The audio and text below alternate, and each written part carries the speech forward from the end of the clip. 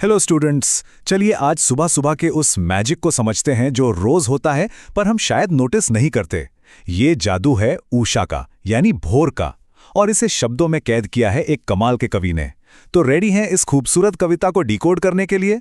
सबसे पहले एक सवाल, क्या कभी सुबह 4 या 5 बजे आसमान को गौर से देखा है? अगर देखा है तो पता होगा कि कैसे हर सेकंड में आसमान का रंग बदलता है। कभी गहरा नीला, फिर थोड़ा सा ग्रे, फिर उसमें हल्की सी लाली और फिर एकदम से रोशनी। बिल्कुल एक लाइव मैजिक शो जैसा, है ना? बस यही मैजिक इस कविता की जान है। तो चलिए एक नजर डालते हैं अपने आज के सफर पे। हम शुरू करेंगे सुबह के जादू से, फिर मिलेंगे इस मैजिक को बनाने वाले शब्दों के चित्रकार यानी कवि शमशेर से। फिर हम आसमान के अलग अलग रंगों को समझेंगे और आखिर में देखेंगे कि ये जादू कैसे टूटता है। चलिए शुरू करते हैं। तो आते हैं अपने पहले सेक्शन पर, सुबह का जादू।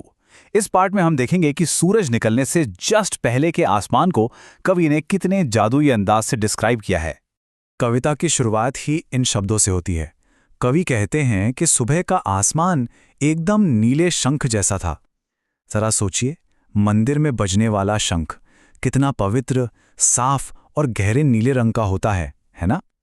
कवि कहना चाहते हैं कि आसमान बिल्कुल वैसा ही साफ, शांत और गहरा नीला था।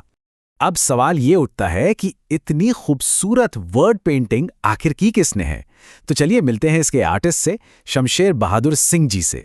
शमशेर जी एक बिंबधर्मी कवि थे। अब ये बिंबधर्मी शब्द सुनने में थोड़ा हैवी लग रहा होगा, पर इसका मतलब बहुत सिंपल है। ऐसा कवि जो अपने शब्दों से ऐसी तस्वीर बना दे कि पढ़ते पढ़ते दिमाग में एक फिल्म चलने लगे। वो पेंट ब्रश की जगह शब्दों का इस्तेमाल करते थे।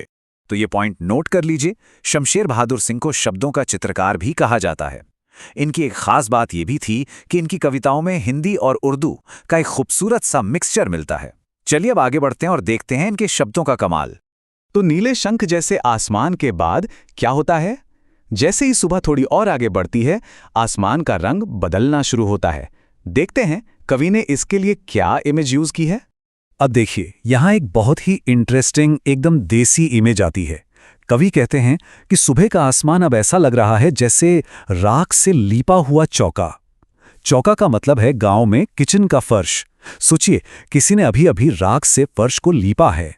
इसका मतलब यह है कि सुबह के आसमान में हल्की सी नमी है और उसका रंग थोड़ा ग्रेइश हो गया है, बिल्कुल वैसे ही जैसे गांव में राख से लिपा हुआ गीला फर्श दिखता है, थोड़ा ग्रे, थोड़ा काला और गीलापन लिए हुए। कितना रियल और रिलेटेबल एग्जाम्पल है ना? और अब एक सुपर इंपॉर्टेंट एग्जाम टिप। ये जो ब्रैकेट्स में लिखा है ना, अभी गीला पड़ा है, ये इस पिक्चर को एकदम जिंदा कर देता है। इससे सुबह की वो ताजगी, वो नमी फील होती है। ऐसा लगता है कि सीन हमारी आंखों के ठीक सामने अभी अभी हो रहा है। इस पॉइंट को अपनी नोटबुक में जरूर अंडरलाइन कर लीजिए। ओके, तो अभी आसमान ग्रेश और गीला है, पर सुबह का जादू इतनी जल्दी थोड़ी ना खत्म होता है। अब आसमान में और भी नए रंग घुलने लगे हैं। देखते हैं कवि इन रंगों को शब्दों से कैसे पेंट करते हैं। कवि अब अगला बिंब यानी अगली इमेज लाते हैं। कहते हैं, आसमान ऐसा लग रहा है जैसे किसी ने बहुत काली सिल को थोड़े से लाल केसर से धो दिया हो। यहां सिल का मतलब है वो काला पत्थर जिस पर घर में मसाला पीसते हैं। तो इस लाइन का असली मतलब समझते हैं। यहां काली सिल है अंधेरा आसमान और लाल केसर है सूरज की आती हुई लाल रोशनी। मतलब काले अंधेरे आसमान पर अब सूरज की लाली ऐसे फैल रही है जैसे काले पत्थर पर केसर घुल गया हो। सोचिए, काले और लाल रंग का कितना खूबसूरत मिक्सचर बनाया है कवि ने। अब तीसरी इमेज देखिए। आसमान अब ऐसा लग रहा है जैसे किसी ने काली स्लेट पर लाल खड़िया चौक मल दी हो। ये इमेज तो सभी को अपने बचपन की याद दिला देगी। चलिए इसको याद करने की एक सिंपल सी मेमोराइजेशन ट्रिक बनाते हैं। सोचिए, काला आसमान एक ब्लैक स्लेट है और लाल सूरज एक लाल चौक का टुकड़ा, और ऐसा लग रहा है जैसे कोई बच्चा उस स्लेट पर लाल चौक घिस रहा है। सिंपल है ना? ये ट्रिक एग्जाम में बहुत काम आएगी। एक चीज नोटिस की अब तक? राख से लीपा चौका, काली सिल या स्लेट पर चौक, ये सभी चीजें गांव की सुबह से जुड़ी हैं। कवि ने आसमान की इतनी बड़ी सुंदरता को गांव के सिंपल रोजमर्रा के जीवन से जोड़ दिया है। ब्रिलियंट। आसमान के रंग बदल रहे हैं, हर पल एक नया नजारा है। लेकिन हर जादू हमेशा नहीं रहता। अब हम कविता के क्लाइमैक्स की तरफ बढ़ रहे हैं, जब ये सारा जादू अचानक से टूटता है और दिन निकल आता है। जादू टूटने से ठीक पहले आखिरी और शायद सबसे खूबसूरत इमेज आती है। नीला आसमान अब साफ हो गया है और उसमें सफेद चमकता हुआ सूरज। ऐसा लग रहा है जैसे नीले पानी में किसी गोरे रंग का शरीर झिलमिला रहा हो। यहां देर का मतलब है शरीर या बॉडी। और फिर कवि कहते हैं जादू टूटता है। ये जो पल पल रंग बदलने का मैजिक था वो अब खत्म हो गया है। क्यों? क्योंकि अब सूर्योदय हो रहा है, सूरज पूरी तरह से निकल आया है।